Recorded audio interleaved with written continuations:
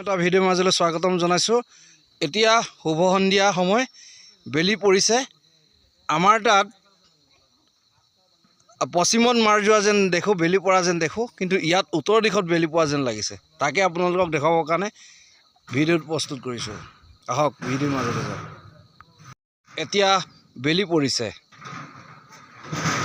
য'ত ৰঙা বৰণ হৈ আছে এয়া সূৰ্যৰ পোহৰ, সূৰ্যৰ কিৰণ।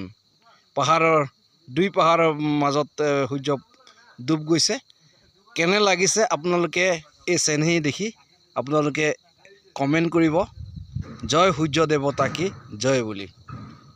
মনোৰম দৃশ্য উপভোগ কৰক।